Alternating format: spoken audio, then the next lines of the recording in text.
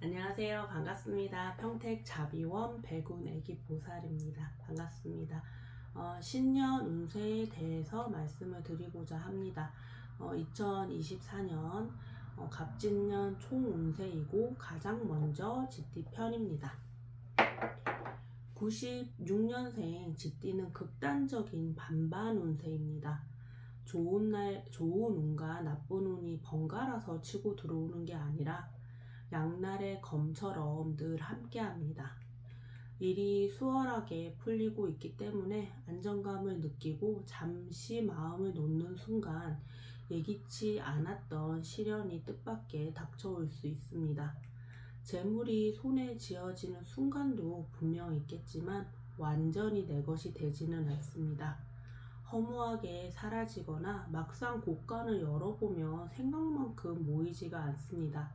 기쁨과 근심이 상반되기 때문에 공존하고 있기 때문에 정신줄을 단단히 붙잡고 있지 않으면 그저 의미 없이 흘러가는 시간이 될 수 있겠습니다.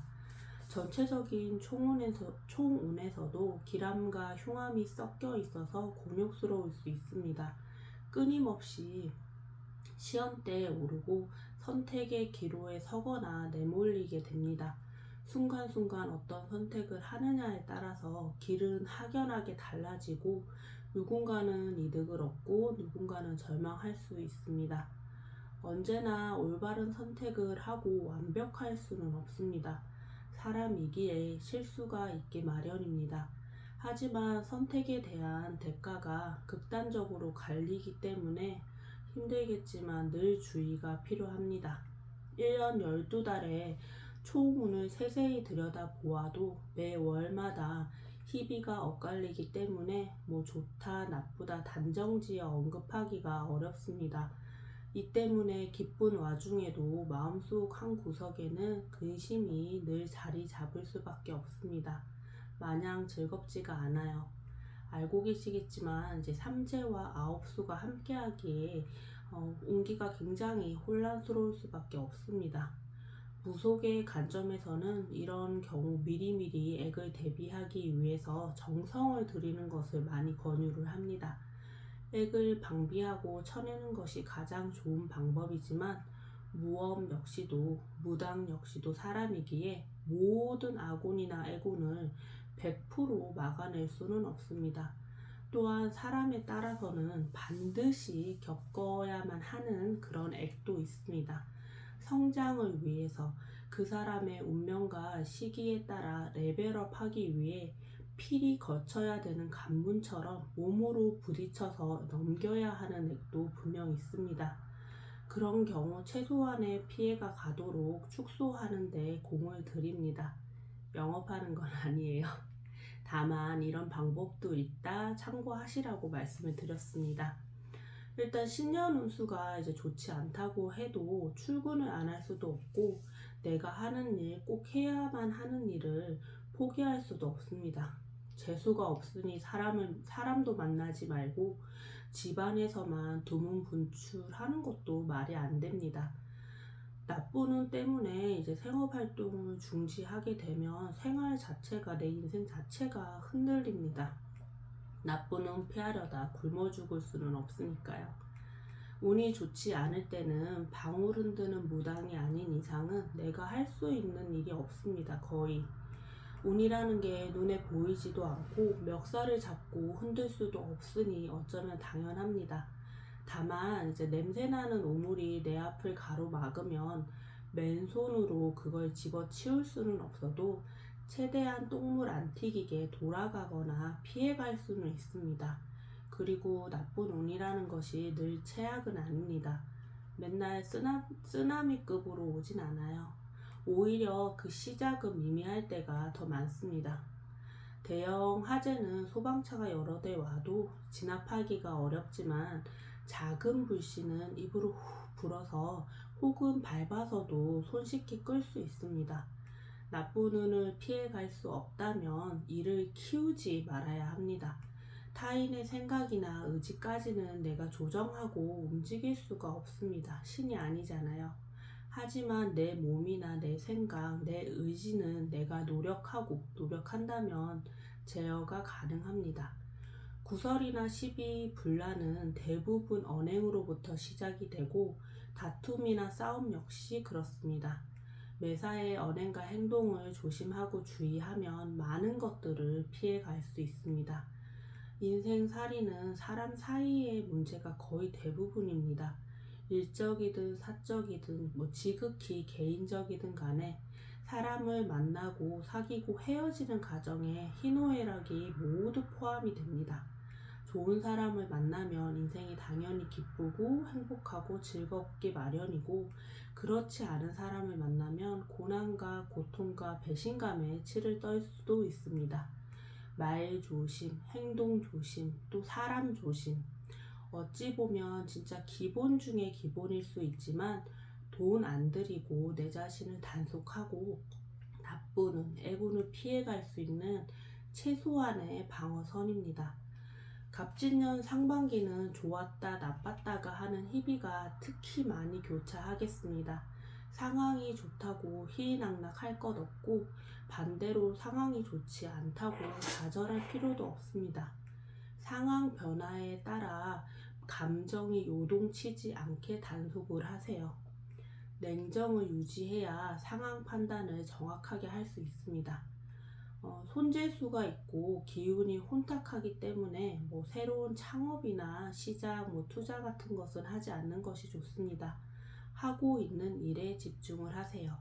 이미 내가 적응을 하고 익숙한 상황에서 변화가 일어난다면 내가 뿌린 것, 그동안 이뤄놓은 것이 있기에 그것이 평판이든 실력이든 간에 내 선에서 수습이나 해결이 수월하지만 전혀 새로운 환경이나 직장이나 생업이든 간에 적응도 내가 하기 전에 이슈가 발생한다면 해결이 어려울 뿐 아니라 그로 인해서 낭패를 겪을 수도 있습니다.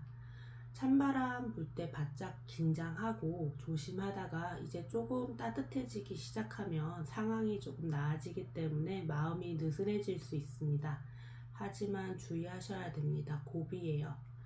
이제 맛보기 한 셈이니 정신줄 놓으면 안 됩니다. 언제 어디서든 앞장서서 나서거나 총대를 절대 매지 마세요. 일머리 좋고 센스 있고 영특하지만 운이 따라주지 않으면 한순간에 나락으로 떨어질 수 있습니다. 내 분수에 맞지 않는 것을 욕심내어서도 안 됩니다. 정말 현명한 사람은 내 한계를 정확하게 짚을 줄 아는 사람입니다. 또한 상하관계, 일적이든 사적이든 간에 위아래를 정확하게 구분하는 사람을 보통 예의 바르다고 합니다. 분수를 알고 예의를 지키며 경우까지 따질 줄 알면 어떤 애군이 와도 어떤 미친 핵도라이 같은 빌런이 있어도 최고의 방어를 할 수 있습니다. 날씨가 조금씩 풀리고 여름이 다가오면서 다사다난했던 일들도 해결이 되고 슬슬 일도 풀리는 듯 하지만 막상 실속은 없습니다. 재물은 벌 수 있지만 모이지가 않아요. 내가 쓰든 남이 갖다 쓰든 재물이 모일 틈이 없습니다. 모일 새가 없어요. 사람을 조심하셔야 합니다. 내 주머니 털어가는 도둑놈은 나 아니면 그 년이나 그 놈이 되겠습니다.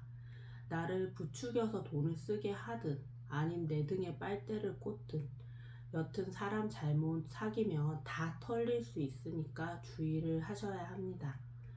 여름이고 이제 휴가철이니 여행이나 피서가 당연하겠지만 되도록 안 나다니는 것이 제일 좋고, 반드시 절대 내가 꼭 나가 놀아야겠다고 하면 몸조심, 차조심, 물조심, 사람 조심은 마음에 꼭 새겨야 합니다. 그리고 가지 말라는 곳, 하지 말라는 거 절대 하지 마세요. 출입 금지, 입수 금지, 치사 금지, 다이빙 금지, 기타 등등 여튼 금지라는 편말 보이거나 단어 보이면 시작도 하지 마셔야 합니다. 골머리 아파질 수 있어요. 연초에 이제 찬바람 불 때는 힘들고 고생을 했지만 이제 다시 날씨가 쌀쌀해지기 시작하면서 조금씩 나아집니다. 여름 지나고 더운 기 가시기 시작하면서 조금 조금 좋아져요. 좋은 일도 생기고 재물도 이때부터는 모을 수 있습니다. 계절이 바뀌면서부터는 바깥 활동도 외부 활동도 왕성하게 하게 되고 그로 인해 기인의 덕도 볼 수 있습니다. 또한 재물운도 이제 따르기 시작합니다. 다만 이제 이때 질병이나 건강 관리에는 신경을 쓰는 것이 좋습니다. 내가 아프거나 집안에 한자가 생길 수 있습니다. 날이 추워질수록 이제 상황은 조금씩 차차 나아질 것으로 보여집니다. 일단 재물이 손에 들어오기 시작하면 생활 자체는 나아질 수밖에 없습니다. 특별한 손재주가 보이지는 않으나 스스로를 단속해서 경계를 지나치게 풀어서는 안 됩니다. 마음이 풀어지면 실수가 일어나기 쉬워집니다. 아직 한 해가 완전히 끝난 것은 아니기 때문에 구설은 늘 주의하고 면리해야 합니다. 참고하셨으면 좋겠습니다. 원래 이제 신년 운수 영상을 올릴 계획과는 달리 내용이 길어지는 바람에 GT편에서 다시 세부적으로 이제 연령별로 내용이 나뉘게 되었습니다. 조금이나마 도움이 되고자 올리는 내용이지만 너무 세세해서 원치 않을 수도 있으리라 생각도 되어서 염려스럽습니다. 혹시라도 긴 영상이 부담스러우시면 댓글 남겨주세요.